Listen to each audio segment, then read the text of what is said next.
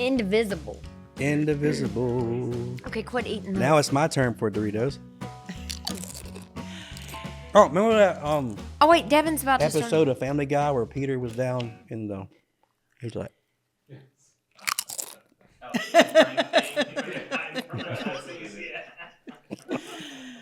It's time for another episode of Twitty and Lynn together again, episode number 2, and we are back in Soul Shine.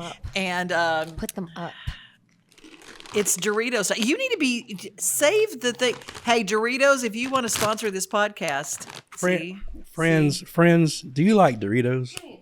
Quit eating them. Since I was 5 years old, I've been eating Doritos. I don't even care that it gives you bad breath. They're so good. You can eat the whole bag without even knowing it. And if I had a Mountain Dew right now, I would be eating dinner. Tayla, give me your thoughts on Doritos. I feel nauseous. Here. I want to know. Hey, you two. Okay. So, you kind of both gave away your guilty pleasures of what, Trey, what you like to eat. Your On episode 1, he did give away his guilty pleasure. I know. This is different guilty pleasure. This is food. This is food. Okay. What fuels you? What is the drink that fuels you before you do this show? What, are you a Mountain Dew guy? Me? Mm-hmm. No, she's the Mountain Dew person. I love that Mountain Dew. She loves Red Bull. I love sugar-free Red Bull. I love Slams from Advocare. I love Alani. And I love quadruple short sugar-free vanilla latte breve with this dash of cinnamon from Starbucks. Oh, you're the person that orders that kind of drink. Okay. Yes, When Devin, I say, that's why they made Starbucks. That's why they made it, Dev. It is. And That's why they made it. I could never be one of those baristas. Could you? No, but you know who was a barista at Starbucks? It shocks me to this daggum day. Who? Barb. Really? Wow. Barb? Yeah. Is it not shocking? I would never have guessed that. Barb was a barista at the downtown Franklin. Well, she has Starbucks. a perfect name for it, Barb the barista. But her name's Sarah. Oh. Yeah. Yeah. Well, people can't decide how to spell that, so that's why she didn't put it. She said, forget it, Barb. So that's what fuels me. Trey likes, he won't talk about some of it. That's where he'll draw the line for me. But he likes just like the lightest roast at Starbucks, like a Pike place with a dash of whole milk. But you change to skim milk. Yeah, I go back and forth. With 3 Splenda. Yeah, 3 Splenda. A tall. Don't get him a grande. Tall Pike with whole milk 3 or Splenda. skim milk and 3 change to Splenda. I go back and forth. No, you don't. I change it up. From skim I can't change it up. You're the queen of I change it up, but I can't change it up. But you're not the queen of that. Sometimes on my whole milk and skim milk I am. Okay. And then he barely drinks any water, and he likes these aloe drinks in Celsius. And I will go to what you did not want to mention. Thank you for not mentioning that. You're welcome. My other drink that I like to... Are you sure about this? Yeah. My grandfather, Conway, was heavily against drinking. He did not like alcohol at all. But my other grandfather, Bad Daddy, him and I would always have a whiskey and Coke and watch TV and hang out. And that was kind of our thing. So like I'll do a whiskey and Coke before the show or something just to, because it's a good memory for me. It reminds me of me and my other grandfather, who was very close to Poppy. They were very good friends. So it all just kind of ties together for me, the whole thing that I'm doing. You know what your Poppy turned me on to? Instead of coffee in the morning, he came in to do a radio interview with me, and he said, Devin, I don't drink coffee right now. He went to this doctor in Hendersonville to get his health right. And I ended up going to the same doctor. He made the appointment for me. Bouillon, beef bouillon, instead of coffee. And he said, Devin, have you tried bouillon yet? Oh. He whipped out a cube and said, here, you're going to have bouillon with me today. Well, it's like that broth, makes sense. I mean, I've gone on the broth fast before, like, bone broth. So I guess that's kind of what... Yeah, he was trying to get rid of that habit of coffee in the morning and the caffeine and stuff. Yeah. He was trying to get rid of that. I cannot believe Conway did broth. Yeah. Wow. He was way ahead of his time health-wise. Hey, what health-wise, do you guys have a process to stay healthy? I mean, is it like a workout thing? Is it a what? I'm not healthy.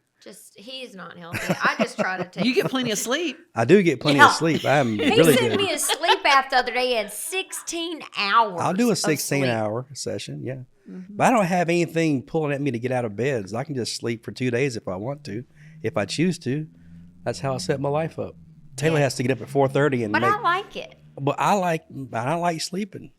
I do try to do some sort of something, but like he said earlier, it changes all the time. Yeah, so she I'm thinking about changes. doing the Mediterranean diet now. And I did She's some thinking keto. about it. She's thinking about I it. mean, I'll do pretty much anything. I've tried doing broth. I mean, how long did that last? I think we did it for like maybe one day we had broth, but we were eating pizza that night. I start groups, health groups, to try to help me be healthier. And then I'm the one that's like, I'm sorry. Today I had chocolate croissants and Haagen-Dazs bars. And now, again, I'm having pizza. I don't eat vegetables. He'll eat a mushroom, maybe. I'll eat mushrooms. Maybe. I and like a potato. My favorite snack on the road is large McDonald's French fries and a medium Coke. That's my favorite go-to, like, truck stop thing. Yeah. Is like large McDonald's fries, medium Coke. I'm good. But like I eat pizza, steak. I went to the steakhouse last night with Johnny at the casino. I had a 16-ounce filet. God almighty. And some shrimp. Fiddlesticks. That's too much. Well, I mean, That's too much. I just said I wasn't healthy. You're not. I know. You need to try a little harder. Okay. Well, because I need you around. What should I do? Eat vegetables? Yeah, Trey. When I was a kid, Here we go. when I was a kid, all I would eat was chicken noodle soup and bacon. That was it.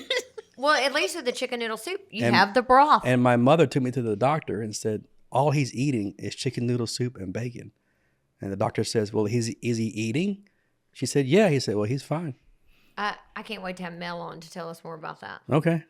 Get her to call in. Well, speaking of being a kid, and I want to know, when was the earliest time in your childhood? And this actually is a question sent in by Tracy. If you want to send in questions, it's through the Facebook page for Twitty and Lynn, by the way.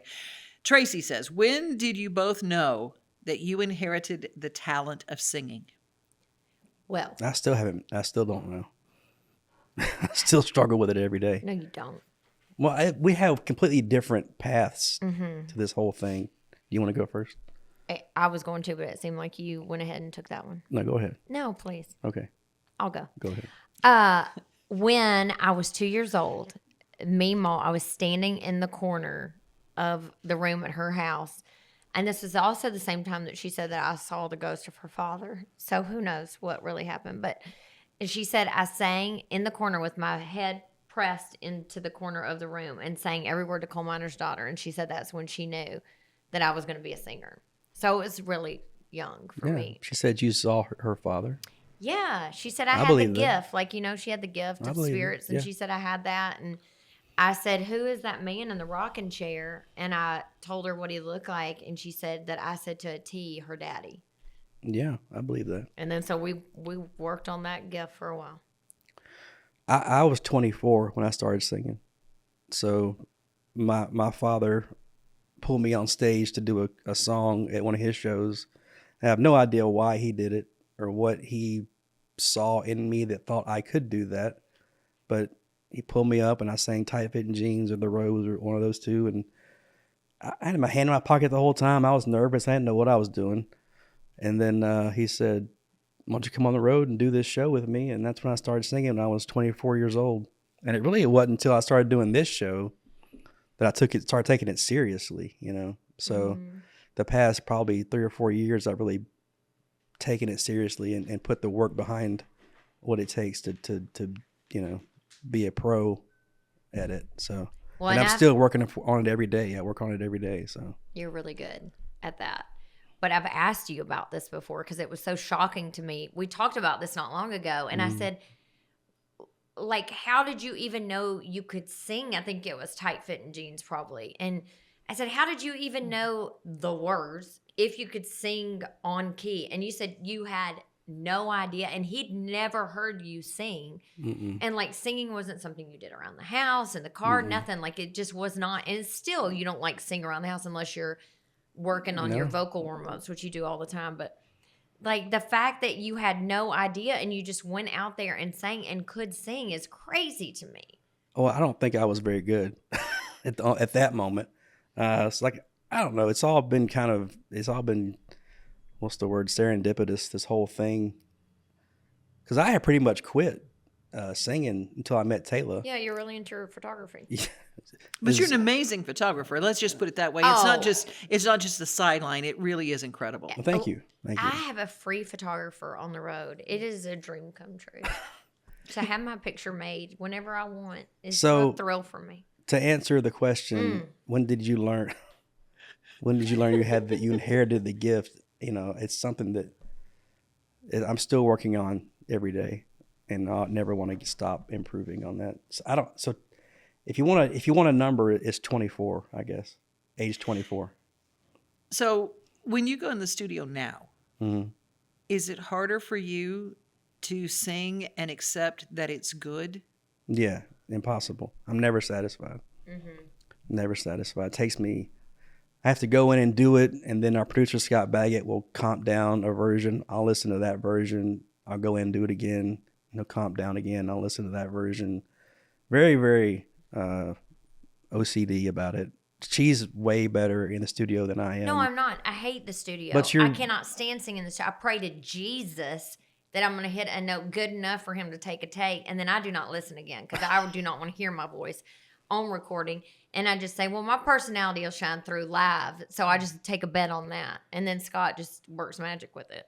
What? Okay. So, I mean, I just don't do what you do. Right. Any chance you guys are going to write together? I know Write that what? write a song together. We've already done it. The record, Devin. We've written songs together. Not like her and I alone. Like we have co-writers. I don't want to do that. But yeah, we've written most of our. I think all of them have Yeah. something. Is that each for the one of new us. record? Yeah. Yeah. Okay. Because Mona wanted to know, are you and Trey ever going to write a song together along the same style as your grandparents? They are in the same vein. They did not ever write together. Me, Mom, and Poppy. I don't know why they didn't do that, but I they just never. don't think they had the time. They never wrote together.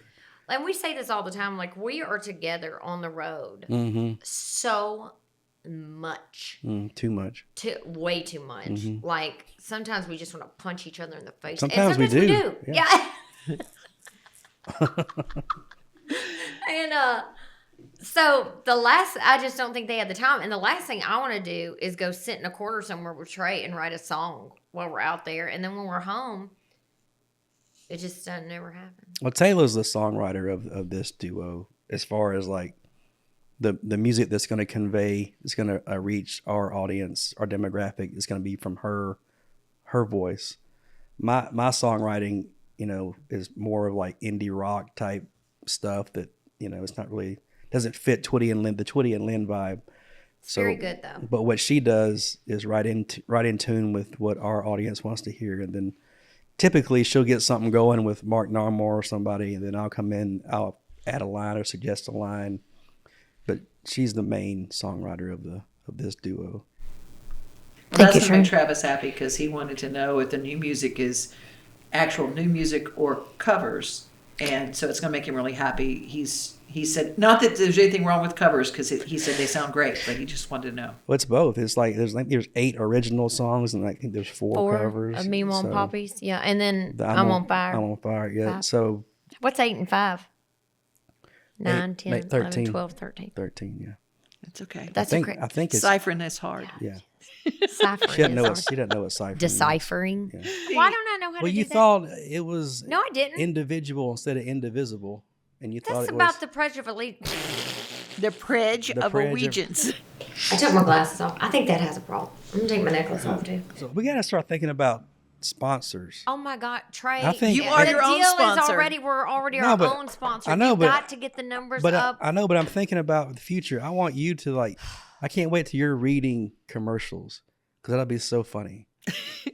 Like I want you to look at the camera, and I want you to do a 30-second commercial for Hardee's. Go.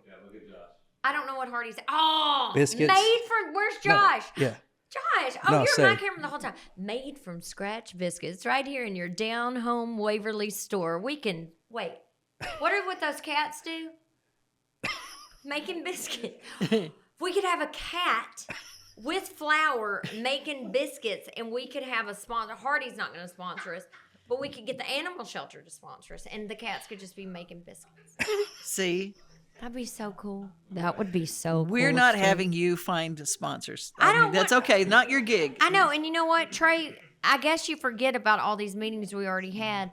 We are our own sponsors right now to promote Twitty and Lynn. I don't care. I just want to see you do commercials. Okay, but I Now want to have. pretend- Well, if there was a No, I don't wanna commercial, pretend. if No, I there want- was a commercial and you wanted to, you really believe in something, Trey, what would it be that you would want to do a commercial for? Me? Yeah. I'd love to say the word that I want to say right now. God. Yeah, throw one out. No, I won't. I won't. What are you passionate about, Trey? Go on. Sleeping? What else? How you get there? No, don't. Yeah, right. So don't. That's not like. What's that saying? That's thing? different than Jangle the Hardee's Tiger? is fine. Yeah, I know. What's wrong with Hardee's? Doing a commercial for Hardee's. She asked what are you really passionate about? Well, well, say something. Just give me something, Devin. Uh, I ain't gotta be passionate about it. I tried Doritos while ago. McDonald's. We already know that's your favorite snack food on the road. Perfect. McDonald's. Roast beef from Arby's. No, McDonald's. She already said. Arby's No. roast beef. Is this my camera right here? Yeah. Friends, do you like McDonald's like I do? If I'm on the road, we pulled into this truck stop, I can just smell those fries are cooking. And I walk in there and I say, give me a large fry. And they say, sir, they're not ready. I said, I'll wait. I will wait for a fresh batch. Please fry me up some delicious golden McDonald's fries and a medium Coke because McDonald's has the best syrup. Syrup. Yeah, the syrup is always fresh at McDonald's. The carbonation is always fresh. So, McDonald's, please send me free large fries and medium Cokes. Thank you. See? Perfect. Sold. No, but have a cat massage the fries before you send them, of course. I'd rather see a cat making biscuits. Wouldn't you? I love to see a cat making biscuits. God almighty, right? Yeah. Fiddlesticks. Right. Cindy wants to know the most embarrassing thing that's happened to either of you on stage. There's always that thing, and everybody asks that, but it's true. Really embarrassing things. Every time I'm Yeah, on Cindy stage. had that question. What's the most embarrassing Literally thing? every time I'm on stage, I'm embarrassed about something. And I'll crawl off stage to the side of the stage and go, oh my God, I can't believe it. Especially if I'm trying to tell a story and I can't get to the end of the story. I just run off stage and die. And then I come back and it's fine. I think they're trying to get to my pants ripping. Yeah, I think so. that's But probably, you weren't. But the thing is, you weren't Oh, embarrassed. I didn't know about it till it was over, so I could be embarrassed. But you wouldn't have been embarrassed had I told you on stage. You would have been like, I don't care. Oh, okay. Am I right or am I right? Tell the God's honest truth. If you knew that your pants were ripped, and be honest. Did they rip in the front or the back? The back. The back. And he Okay. had underwear on, and it really wasn't that much. I mean, it was a lot. It was the whole rear end. Mm-hmm. But did you honestly care? No, not No, after the fact. But no. during it, you didn't care either. Well, I didn't know. I was. Why would I have told you? Would you have turned around? I mean, to your audience, or did you? When did I tell you? After. Oh my God, what was I going to do? You didn't have any other clothes per usual. Right, but I wasn't embarrassed by that. But that would be an embarrassing moment, I guess. If I don't think you would have knew. cared. I can't think of a really embarrassing moment. Because you don't get embarrassed. Well, I mean, I'm sure there's something I'm not thinking about. There's not one thing that's ever happened on stage that you're. Eunice tried to French kiss you the other night on stage, and you weren't embarrassed. No, that was sweet. She's sweet. I love Eunice. She was passionate about what she was doing. See, nothing embarrassing. I think Eunice is a doll as well, but you Yeah. just don't get embarrassed. You're not built like that. Well, Steve and I were talking about it earlier before you got it. Your like give up fiddlesticks is broken. my fiddlesticks is broken. My give a fiddlesticks is Yeah, your broken? give a fiddlesticks. Okay. I don't know about your fiddlesticks. Okay. Taylor, what's your favorite Conway song? Ooh, Oh. that's a good one. That's from Rita, by the way. Okay. She sent that in. Julia. Nice song, yeah. Julia is my favorite. That's not one people would say. That's a good one. Mm-hmm. Trey, what's your favorite Loretta song? You're looking at country.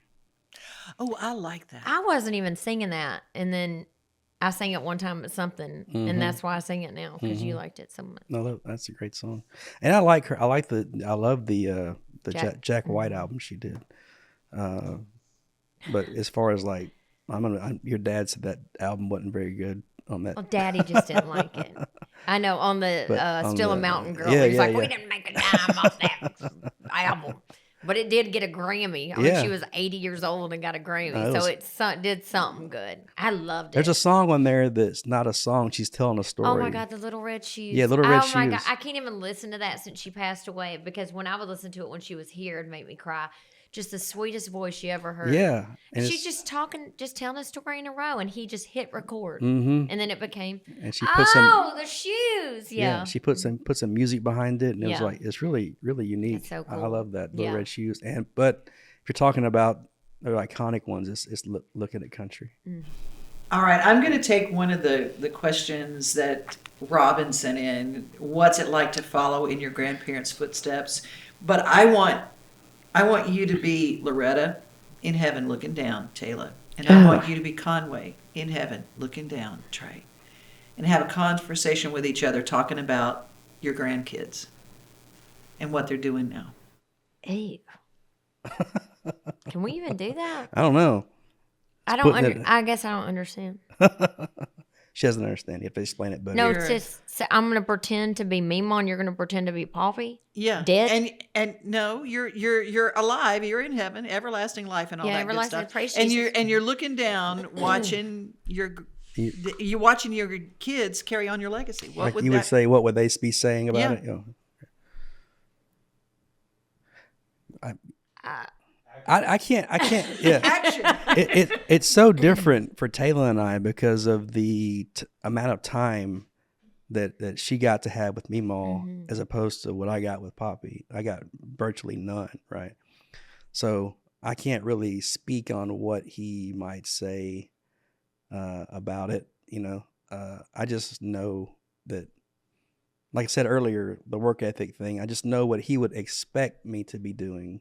mm-hmm. And he would be saying, you know, what I said earlier, you know, make sure you're professional, make sure you're classy, make sure that you're, you know, a gentleman, all these things, you know. And you are all those things. And just to speak on what Mima has said before about Conway in reference to Trey, like she would always, and she would say to you, like, you know, Conway would be so proud of you. And she said on more than one occasion, like, Trey has Conway's heart. And Conway was such a gentleman to Meemaw. And you are always such a gentleman, and you are classy, and you do work so hard, and you are, hold on.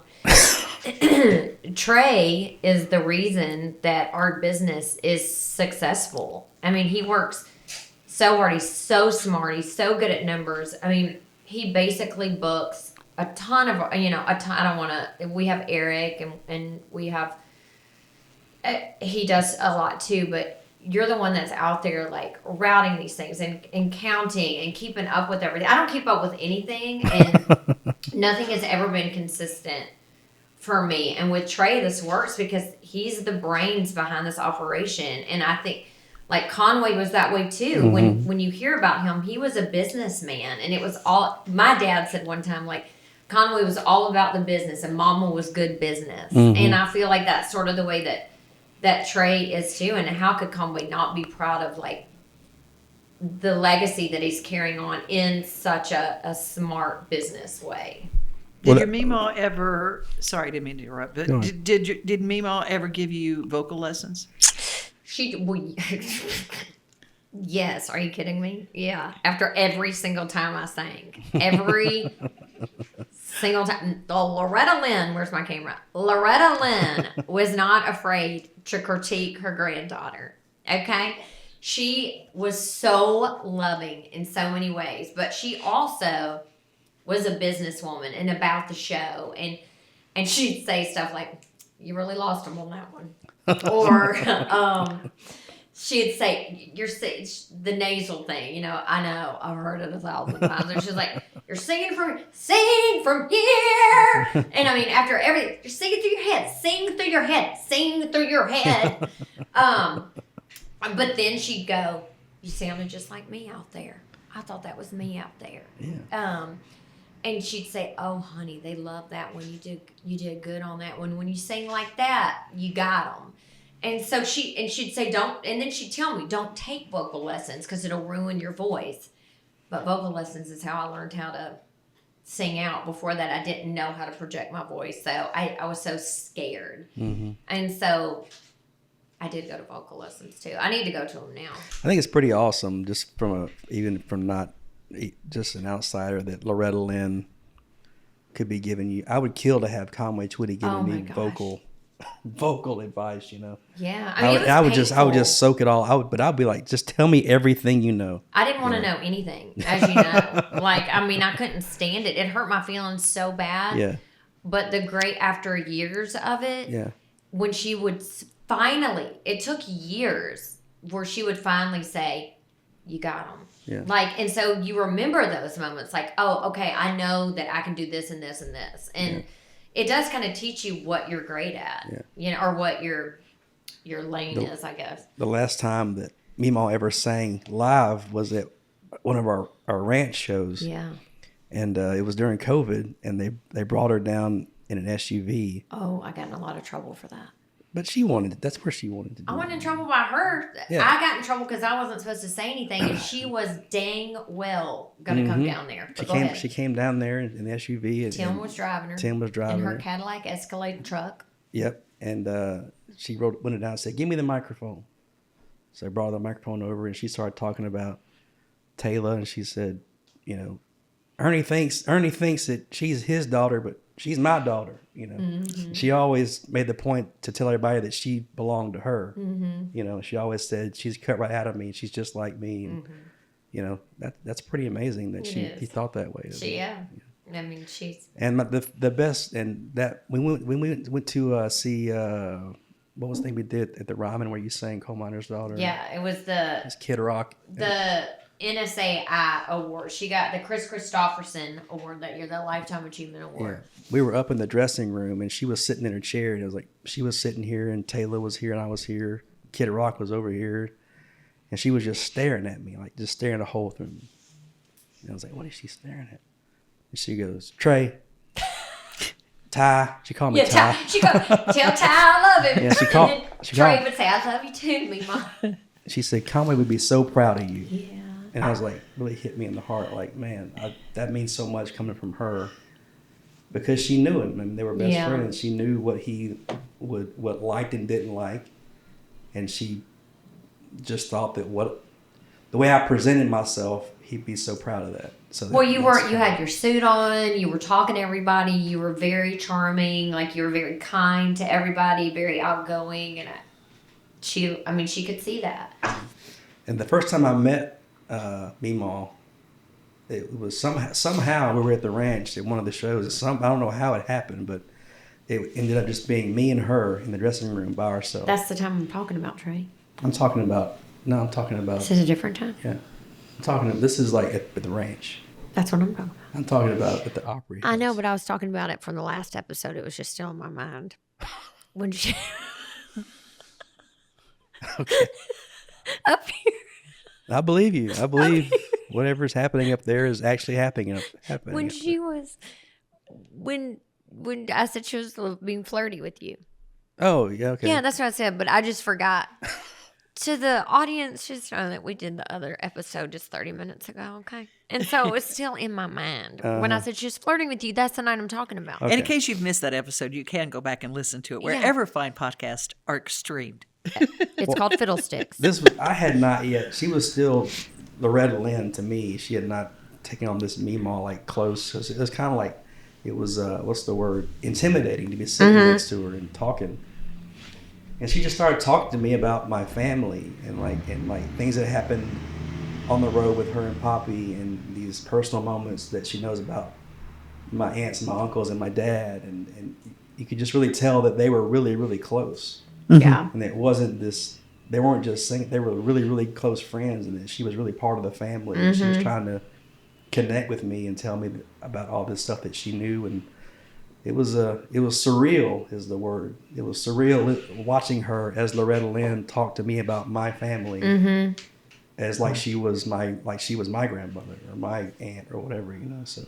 Well, I feel like that's sort of a gift that, not that I don't want to sound not humble or whatever, but a gift that we gave her towards the end, when we would call her and like she could tell us stories, or we were telling her about stuff that happened out on the road, and she just loved to talk about your family, your entire family. She loved them all. I mean, my dad and aunts grew up with your dad and aunts. They were in bands together. And like my dad still loves talking about all that stuff. So I mean, it's truly like a light in the lives of them. That makes sense. It's definitely intertwined. The whole families are intertwined over the years, and it's interesting. It's an interesting dynamic, the Twitty and Lynn thing.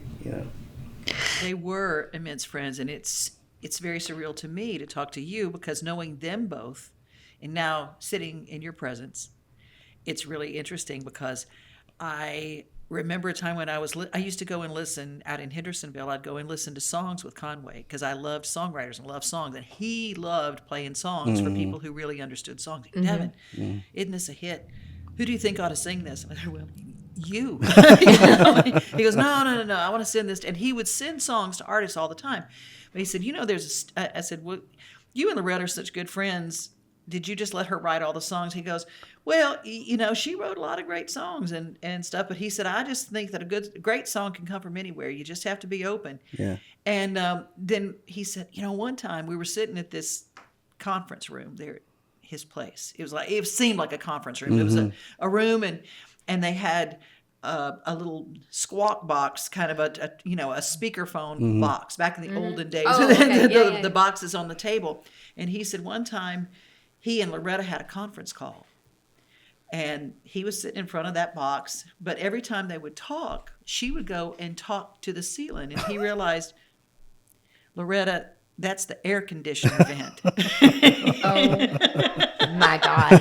And so I see so much, but he just put his arm around her. He said, I just put my arm around her and sat her down and said, talk into right there. And this is the moment that's reminding you. I'm kind of thinking that. A little bit, yeah. A little bit. I can see And that. that's what's so endearing, is the two of you have that same kind of love for each other. And I can see where Trey looks out for you, and I can see where you look after Trey. Yeah. Because Meemaw did the same thing for Conway. Yes. She'd watch out for him and say, no, you will sit here and sign autographs, and you're going to get to meet all these people, and we're going to stay here till 3 a.m.